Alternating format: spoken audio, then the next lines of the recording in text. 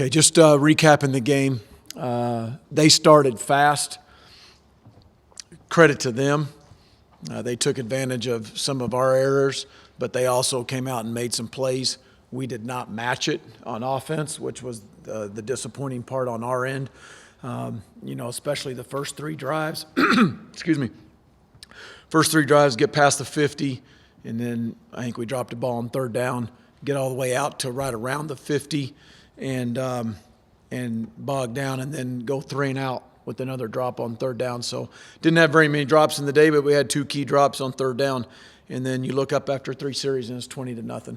And so sometimes teams got to do that when your defense starts slow, and we did start slow on defense. Haven't done that on defense in the last several weeks, but we did, and we didn't match it on offense. And you got to be able to do that. On the flip side, one of the things I'd mentioned to our players is you look at the Oklahoma State game 2 weeks ago, and we did that in terms of we played very well on defense until the offense could kind of catch up to it. And then we did, and then we kind of took off. But we didn't match it on offense. And then I thought we'd settle down. It's 20-0. We settled down on both sides, and we actually played fairly good. And proud of the guys really for how they played 2.5, almost 3 quarters after that. You get to the point in the fourth quarter where we made the pick by DeMarcus, and it's 11 minutes to go. It's 27-17. It's a 2-possession ball game. We get a first down, move it inside the red zone, and then have to settle for a field goal. We missed a red zone field goal. And that had a chance to put it to a 1-possession game right there, and we didn't do it, and we didn't take advantage of it. So Iowa State's a good team. Credit to them. They're well coached, and they're tough. They don't make mistakes. They make you earn it and go the long, hard way, and we didn't do that. So it's an area or a part of our game where we've got to get better at.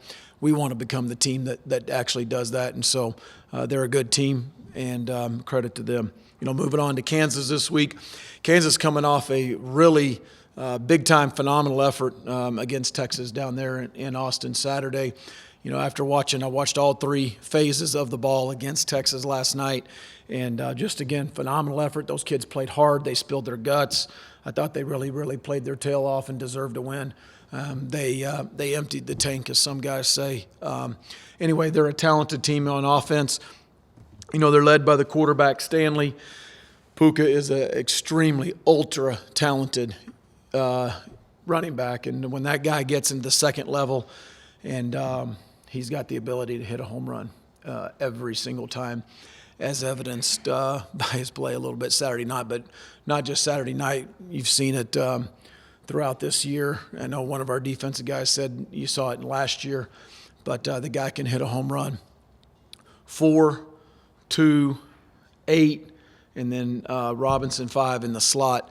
Those 4 guys are really talented. They got really good receivers. Look at him on defense. The nickel, number 1, plays everywhere. He's a really aggressive, active football player. I like him a lot. Got a big D-line, both outside backers, 9 and 5, long, athletic, really long arms, very athletic. You got to account for those guys. Lee is really active in the secondary. So they're playing with a lot of confidence. And again, like I said, what a phenomenal effort they played with. And Coach Miles, we have a lot of respect for. Some of those guys on that staff I've known for a while. I worked with the D coordinator at one stop. So a staff that I got a lot of respect for. And we certainly need to start regrouping, starting today, getting ready for the Kansas Jayhawks. So with that, I'll open it up for any questions. Mentioned how after the game you thought the team was emotionally ready for the game, but there just wasn't something there. Now that you've gone back through it, has it come clear to you, or just what you thought was missing at the beginning of the game? Not one thing, just weren't very detail-oriented. That comes back to didn't communicate, I thought, whatever, adjustment to a formation, weren't real sharp, and then all of a sudden, that's the Big 12's leading passing offense right now. They make you pay real quick. I'm playing outside leverage, should be playing inside. I'm playing inside, should be outside. Thought I was cutting this crosser, not very detailed. And then, like I said, if you're matching it on offense, and we were moving the ball. Had we finished a drive with a touchdown or a field goal or any kind of combination, you kind of can settle the sidelines down a little bit and regroup, and then here you go. The problem is you're down 20-0. And that's what really good teams do. They take advantage of that. They started fast. We didn't. You mentioned the defense. Since they didn't start as hot as you wanted, and you mentioned after the game that it seemed like they weren't getting the pressure you really wanted when you did watch it back. Did you see that to be the case still? Just they weren't getting at him? Hit him one time, no sacks, hit him one time, pressured him twice. Evan Rambo hit him once. Jordan Brooks pressured him twice, had no sacks. They did a great job of protecting. We didn't do a very good job of rushing. What improvements offensively after looking at the tape do you want to see for this week? We got to be, in the passing game, we had a couple drops, like I mentioned earlier, but nothing systemic or anything like that. That's a major cause. Jets got to play a little sharper in the passing game. We missed on some throws. We got pressured a couple times we didn't think we needed to be. You just got to, as we moved the ball, we actually ran the ball decent. We had very few. I think we had 1 0-yardage run. We had no negative runs, which is, I think, the first time all year. So we actually ran the ball a little bit better, but you get down 20-0, and you got to start throwing it a little bit more. And we weren't real sharp as we'd been in the passing game the last couple of weeks. Now, what went into the what was the thought process with all the bubble screens and horizontal throws that y'all made on Saturday? Well, they gave it to us. A lot of those were off of the run game, which we'd done earlier in the year. The last couple opponents have been taking that away from us. And Jet did a good job of getting it out there. A couple times we didn't block very good. A couple times he didn't throw it real good. And then there were a couple others that were schemed in as well, which made it probably look like it was a little bit more, but some of them were coming off the run game. Going back to your citing the lack of pressure, how do you go about getting more pressure, considering that you have blitzed quite a bit? And Considering what? considering that Keith has blitzed quite a bit and hasn't gotten guys home. We blitzed in this game more than we did the Oklahoma State game. Nobody probably would ever have known that. We probably pressured 6 or 7 man 25% in this last game. Oklahoma State, it was less than 10%. Played better effort, played better energy, got on the edges, got after the passer a whole lot better, really the last 2 weeks. Just because of scheme, we always say we try not to use scheme as a crutch. Scheme being 6 or 7 man pressure. So how do you get to the quarterback better? Some of it is probably scheme. We can't rely on that. We got to rush Don. We got to get on edges. We got to rush better. We got to rush more efficiently. Guys have to hit home when they do. And when we do free them up because of scheme, you've got to hit home. We've got to cover a little bit better in the back end. When you don't cover as well in the back end, the ball's out a whole lot quicker. Therefore, you're not hitting home. So it ties hand in hand. We weren't real sharp on the back end either. You guys have been doing really well as far as getting those turnovers, but not stringing those together with going down and getting a field goal, getting scores. Is there anything? What can you guys really work on throughout the week to make sure when you do force those turnovers, whether it's 2 or 3 in a game, to really string those into scores and build that momentum? Well, we only had 1 turnover this game, and had we shielded all blocks a little bit better, we may have scored. Which is really what we're trying to do and the intent to do, because we're trying to practice how to score after those interceptions, but we only had 1 this week. One thing that we did do well is we got 2 3-and-outs, and I think Iowa State was leading the country in help me, JJ. I mean, the least amount of 3-and-outs, thanks. Least amount of 3. Y'all know I struggle with my English grammar sometimes. I appreciate y'all's patience with me and our program. Least amount of 3-and-outs in the country, and we got 2. We turned them both into touchdowns. We played off both 3-and-outs. So that's part of ball. That's an emotion. That's feeding off each other on the sidelines. Certainly we want to try to take every turnover and turn it right into points. And we missed a red zone field goal, or that question doesn't come up. We would have liked that to have been a touchdown and been only down a field goal there with, right around 10 minutes to go in the game. And it's a 1-possession ball game. And you think you got 2 possessions and they got 2, and here we go. Everybody's got 2 possessions, and let's go play ball. So yeah, I mean, that's the goal. That's what we want to do. Coach, you kind of touched on it earlier in terms of the flat start Saturday, but why has this team been kind of up and down? Oklahoma State come out on fire, Oklahoma slow start, Baylor come out on fire, and then Saturday, by your own admission, flat start. Why has this team been so? I don't know. You really don't know? I have my thoughts that, but it's all tied to first year, trying to build this foundation and making sure, Jarrett, that it's exactly what we want in terms of Monday through Friday, the investment and pouring out and the way you're accountable in every area of your life, off the field, school, the way you practice, your practice habits, your demeanor. Even the week we beat Oklahoma State, it's still not where I want it to be and where we want it to be. But yet we still made plays, and so you can't look back and go, oh, yeah, we were really good that week, Monday through Friday. No, it's been a work in progress, and there's things that have gotten better, but it just takes more guys doing it. I think it takes quite a few guys. I always say 48. That's not a magic number. 45 guys to win a ball game. We're not there yet. When you play the programs that we've played the last 2 weeks, really 4 weeks, 5. I mean, Arizona's having a really good year right now. Just going to the Big 12, the last 4 weeks, you've got, Oklahoma State was top 25 at the time when we played them. Baylor's top 25. Oklahoma's top 5. Iowa State today is. They should have been last week. You can't afford to miss some of the opportunities that we've missed. Flat start, really just 1 out of the last 3. But had we finished the drives on the first 2 drives, got to midfield and got past midfield, I don't know, plus 40, I think Saturday may have been different. It wasn't. Credit to Iowa State. They played really good. They're really good on defense and offense, and that's why how you build a consistent program. And I want to get to that point where you're not gift wrapping teams. Victories, you make people earn them, and we didn't earn those.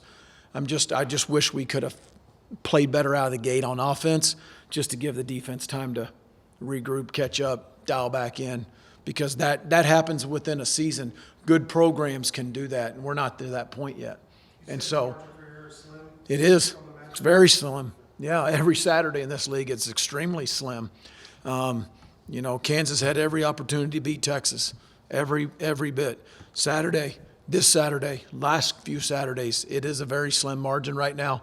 I think you look at the teams that are in the top 4 of the standings, Baylor, Iowa State, Texas, and OU, and those are the 4 teams that have kind of won. Then you got everybody else just kind of grouped up, and we control our own destiny just like all the other teams do. That's kind of clumped up in that spot here over the last 6 weeks with the bye week, 5 games for us.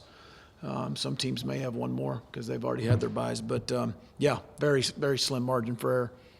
Coach, are you guys trying to make a conscious effort not to have Chet run on some opportunities? It seems like he had 2 or 3 opportunities where he could have been running for a first down and ended up throwing a pass, whether it was incomplete or short of the yardage.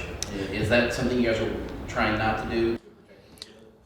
I don't think so, because the opportunities that you're talking about right there is good examples, but those are just choices by him to throw the ball or to continue to run on a scramble. And he's certainly dangerous, I think, when he gets out and runs. He's got good escapability. I think he's got good athletic ability. And I do think he presents a problem for defense. Are you going to spy a guy on him? If you do, you got one less in coverage. Obviously, if you're in man coverage, it's one less rat in the hole or however it be. But if you spy a guy for him, it can help. If not, he's out there running around and there he goes. But I'm trying to encourage him to get down and get out of bounds and not take direct hits. And for the most part, he's been able to do that.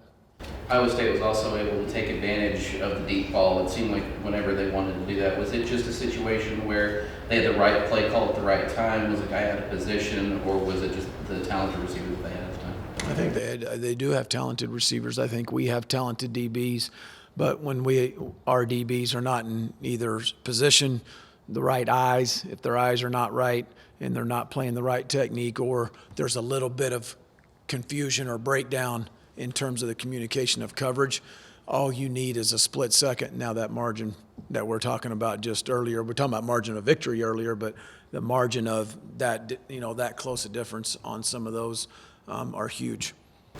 Coach, you mentioned you. How can a guy like Les Miles change a program in Kansas? I mean, what have you seen him do in this first handful of games, and how can he be beneficial to a program like that that's been stagnant for so many years? Yeah, well, I think Coach Miles brings credibility to that program. I mean, the job that he obviously did at Oklahoma State and at LSU speaks for itself. He's had success everywhere he's been. And those kids played hard on Saturday. They really did. They went out and man, they did. They emptied the tank and had every right to win and deserved to win. Talk about Carter Stanley. What stuck out about him in that contest? He seemed like a guy he seemed like a playmaker against that Texas. I think he played confident. I think he played with his chest stuck out, and I think Coach Dearman, called some plays and designed it. That 2 weeks that the change has kind of been made. I think that's, I think 9 responded real well. He seemed like he was running the show and very, very confident, and that's a credit to his coaching. That's probably a credit to his being coachable and his coachability. But it's a good point you make, and I think he played real well Saturday. You said you're trying to find, on Saturday you said you're trying to find a way to win on the road. When you're building a foundation or a culture at a new place, what's kind of the key to getting that first win and building up your guys for that? I think it's just playing, the ball. It's not so much anything special or magical or anything like that. I think, we've got to start fast. You've got to be able to run the ball and stop the run on the road. You got to play physical in the trenches. I don't think there's any magic thing, and that's the thing with to lead into that question, you said in your first year and in the foundation. I think we need to understand that you follow the plan to win. You do things right during the week. It's not something magic. It's not the movie you go to, or it's not how you come into the stadium or the music's in the locker room. That stuff, that doesn't matter. And so I think, you get past all that, I think it's a lot more ball related. Matt, Mike Eckler is on Kansas staff. Kirby said that he is the person that first put you on his radar, on Kirby's radar. What do you remember about that game against SC in 13? 2013 USC. 17-14? Did you look it up? I would have guessed 17-13. I knew it was really close, and it was in the teens. We gave up too many points on defense that day. And I mean that sincerely. I guarantee you that's what I said on Monday in the team meeting. That was a hard-fought battle. That was my first year at Utah State.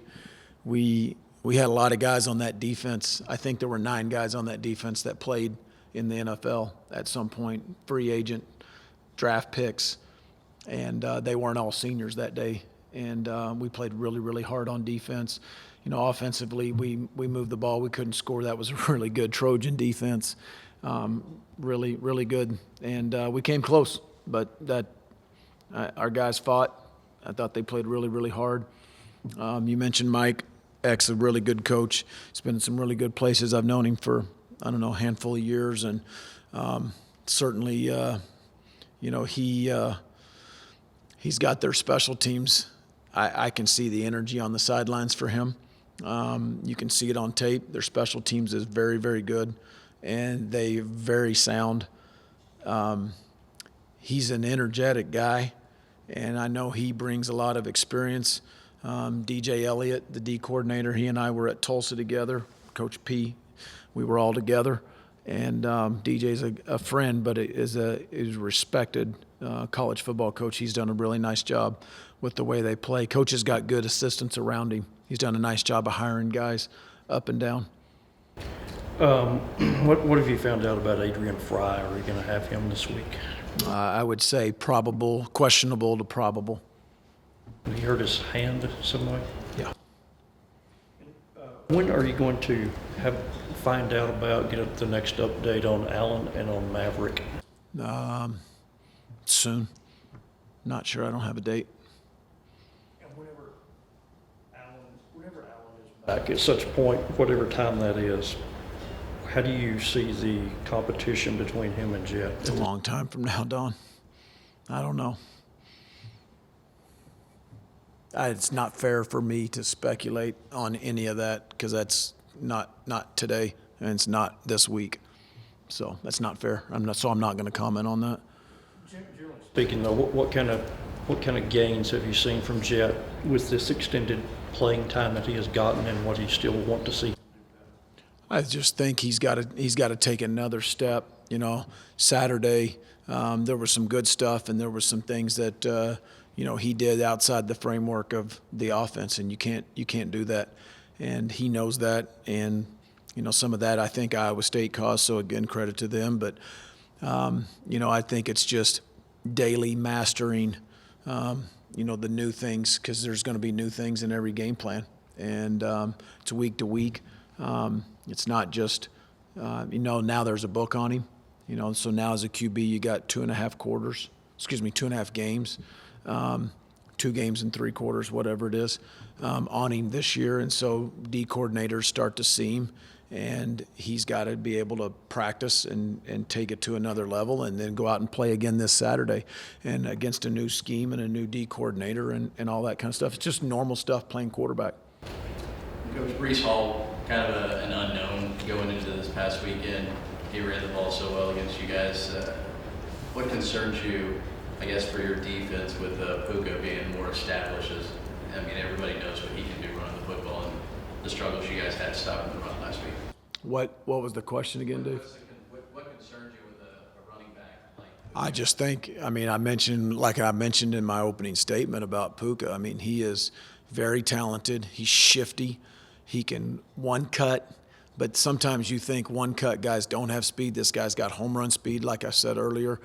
He catches the ball well, and they move him around. They play him outside a little bit, but they get him in the backfield. They do a good job of getting him the ball. He's an ultra-talented guy and one of the top backs in this league. Right now he's going to be all Big 12 running back.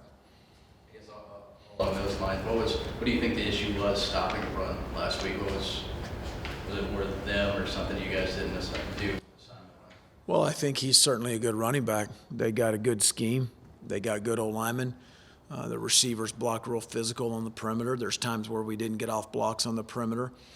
We had some missed tackles. I don't think it was I don't think there were a ton of missed tackles, but there were a few. Obviously, you missed one on the 75-yard run. You missed one right at the point of attack, and deuces, gone. And then it's talented Brees, and he is talented. Puka would do the same thing if we miss a tackle like that. Got time for about one more. Coach, going back to the bubble screen, you mentioned that it wasn't just one thing, it was receivers not blocking well. When they would block well, you miss a pass. Does that add to the frustration that it's not just one thing to fix, it's not a consistent thing, that it's multiple things going on? That's coaching. If you want, because I could answer frustration on everything, we have to coach. It's not. It's just coaching. It's what we do every day. We wake up and we come in here and we correct, we encourage, we demand. And so it's never just one thing. And just because you did it right the next week doesn't guarantee you the same results without coaching it to the nth degree right now in year one, again the next week. In that particular case, there were times we threw it out there and we shouldn't have. There's times we didn't block it well. There's times we really didn't. We weren't really on the right track. So there is a little bit of combination of all those, but not frustration. That's just coaching, and I mean that sincerely. You just, what you're dealing with every day. And even when it's good, you still try to coach it and make sure it stays that way. But there's no sense in getting frustrated because we're going to continue to do it, and it's part of our offense. So that's what we are asked to do, and so we wake up and we do it every single week and every single day, and we'll try to do it better. Even the stuff I think we did well Saturday, I think we're going to try to get better at. So that could be termed frustrating if you want, because just because you did something good, I'd like to quit coaching that, move on, but it won't be that way. So, but I respect the question, but it's really not. You're really not. You continue to got to coach all facets of it. As you can see, this conference is up for grabs. I think that as as obvious. There's one team playing better than the rest of us. Everyone else is kind of competing for that next spot. And, it doesn't go out. The guys in Lawrence are playing great ball right now. I mean, the record may not show it, but they're a tough team. They put it down. Those guys in Austin, they went down to their house, took it to the wire. And, whatever they were preseason ranked, whatever they're called, that kind of stuff, that's a darn good football team that went down there and did that. I'm looking forward to going up there in Lawrence and seeing what they got. We'll give us our best, give them our best, and they'll give us their best. I'm looking forward to it. Travis, the defense has been doing a really good job these last few games of forcing those turnovers, getting you guys the ball back. From your opinion, from your perspective out there, what do you think you guys are lacking in going down and scoring and really capitalize on those and bringing that momentum after the turnovers? Honestly, I don't know. I honestly don't know. I feel the same thing you feel. We all feel it in the huddle. I could tell you we attacked those drives just like every other drive from a schematic standpoint. From a protection standpoint, we try to pick it up a little bit. Everyone's trying to run a bit harder. I don't know if we're pressing. I don't know what it is, but this kind of goes on to what we need to do as an offense for these last 5, hopefully a 6th game, is to find our identity and find that identity as an offense, as someone who's starting fast as well as finishing strong. That's something we haven't done all season. We've been inconsistent as an offense. We've been inconsistent as players executing, and that's not just. I mean, if we were to say all the stuff about converting turnovers into touchdowns, it is totally it's comparable to how we just get good field position from our special teams. We're not capitalizing on opportunities we need to win football games, and that again is at nobody's fault except for the players on offense. We're not executing at a high enough level. We're not executing the game plan that has been crafted throughout the week. We need to pick it up, as I say every week it seems like, and it all falls back down to leadership, and we're not. I guess we're not paying enough attention to detail. We're not holding our guys accountable at those crucial moments in the game, and the scoreboard's starting to show that a bit more. And it does suck. It really is hard to admit to that. It's hard to swallow, especially for me. And I seem to do it a lot every week, and I hope we're going to get this thing rolling. I know we will one day. I know we will very soon, and it's going to start this Saturday with a good performance, and we're going to continue out the rest of the season. Coach Patterson also, Coach Wells mentioned that this team looks at obviously turnovers, also 3 and outs, stopping 4th downs and whatnot. He mentioned a couple of touchdowns came off of 3 and outs that Iowa State generally they don't go 3 and out with that offense. Can you feel just something different when you guys do get a stop? Maybe it's not a turnover, but it's something similar where there's a quick stop and you guys can go down and score. What does that feel like? Right. Yeah, that feels really good because our defense is out there. This is an offensive conference predominantly, and they're putting up great numbers regardless of what anyone says. They're doing a darn good job of keeping guys out of the end zone and out of the uprights.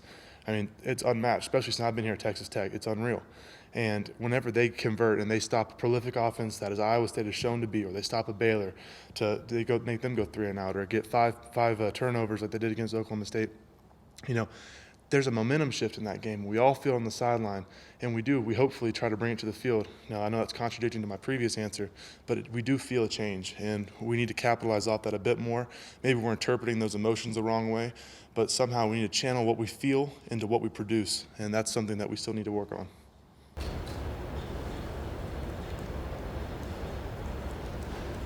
What stands out about the defensive line for Kansas? Great edge pressure, as usual. I mean, they've produced, I know they had a draft pick 2 years ago, plays for the Cowboys, Dorrance Armstrong, and I know he got picked up last year, Daniel Weiss Jr. got picked up last year, and they produced great defensive linemen, as they always have. They have a really great linebacker, as you all know. Their goal as a defensive line is to let him make the tackles. From a pass rush standpoint, they're going to have great edge rushers, really young guys that have had good idols to look up to. And so, you're always going to get a good match when you're an offensive lineman going against Kansas. So, yeah, they have a good edge pressure, a good nose that I've seen so far. But throughout the week, I'll be able to give you a bit more ins and outs. Travis, I know that the competition on the road has been tough, but is there internally, are you guys have you putting pressure on yourself to get that first road win, not necessarily for Coach Wells, but for you guys, or is that something that we overblow? I don't know. I know it is harder, I guess, operating an offense when people are screaming at you. But to be honest, I'm not sure if this is just my perspective, but when the bullets are flying, you're in the same battleground, whether that's in Jones AT&T Stadium or you're anywhere on the road. Bullets are flying, it's still the same game, no matter where you are.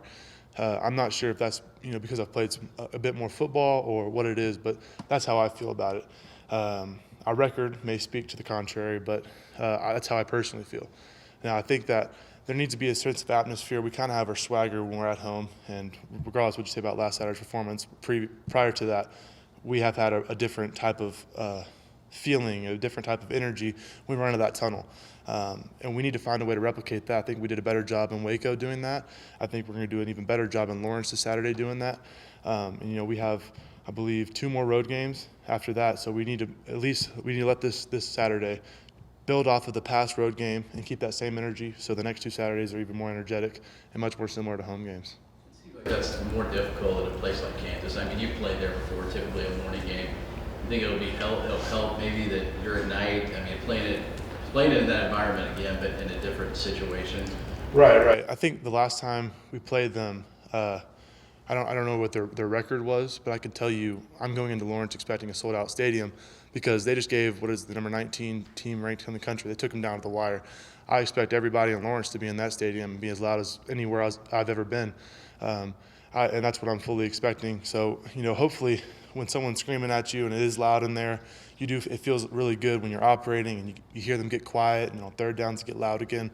It is kind of fun. But, it is going to be a different environment to answer your question, and hopefully we all respond well to that. I believe just applying pressure and just being able to withstand coverage. The more we can rattle a quarterback, the more that they'll start getting inconsistent with what they see, the more their timing's off with receivers and routes. And when the ball's in there, it's just a lot of guys just making plays.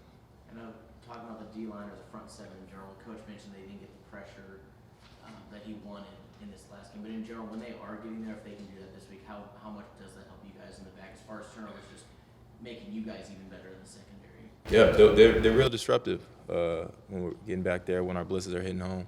It sends a lot of fear through the quarterbacks. I mean, a lot of quarterbacks don't want to get hit. And as soon as they see someone in their sights, they're going to go with the first thing they see. And if we can cause a lot of trouble for quarterbacks like that, we can get our hands on the ball. Did Iowa State do anything different up front in terms of their offensive line schematically, or was it just a good performance by them? They did a lot of slides with their line. They were able to check whenever they can see us blitzing. Purdy did a good job at that. He's first sign of any movement. If he thought anybody was going to blitz, he checked to the sideline, check his linemen, give hot routes to receivers, slide protection, be able to fill the gaps, and then he'll just throw the ball as fast as he can. So they were smart on that end, being able to see that type of thing, those type of things, checking. So a lot of credit to him being able to do that. But we still would just need to get our pressure home when we could. So there's a lot of pre-snap adjustments that Brady made, the offensive line made? Yeah, he did a lot of offensive line adjustments on his own. So credit to him for that. You guys are currently sitting at 0-3 on the road. Is that something that we're kind of overrating in the media, or is that something you guys talk about, think about in the team getting that road win, or how do you guys, I mean, it's definitely something that's I haven't thought about. We got to win on the road. You can't get to a bowl game. You can't win this conference without winning on the road. It's definitely a lot harder. I mean, you're behind the A-ball with the fans and the crowd and things like that. You're out of your comfort zone.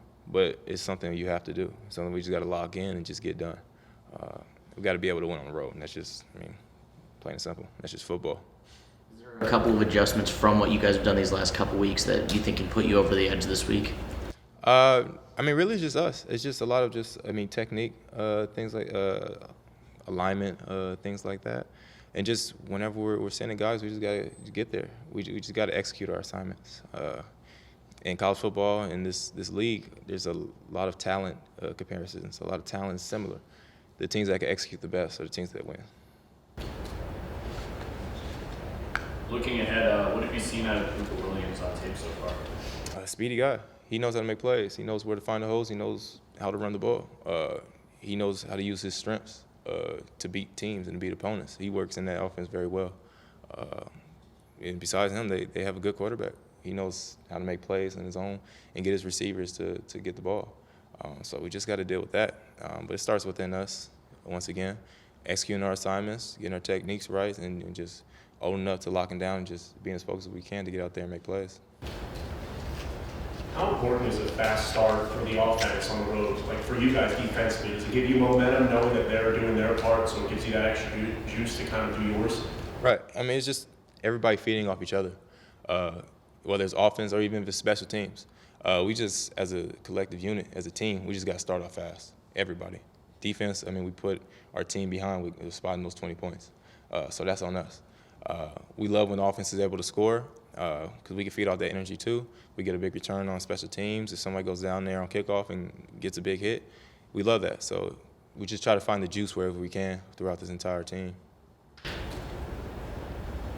Did you watch any of that Kansas-Texas game on Saturday night? Yeah, I mean, it was wild. I mean, I don't think anybody really expected it to go that way. But it's just another thing about college football. You never know what can happen. You got to show up to play every game. You can't underestimate your opponents at all.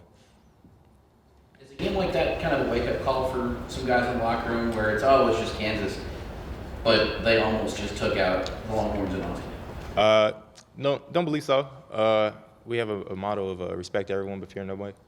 So we're going to go ahead and if they would have won, hey, let's figure out the game plan. We still got to stop them. They would have lost. Let's figure out the game plan. Still got to stop them. So all we do is worry about our battles as much as we can.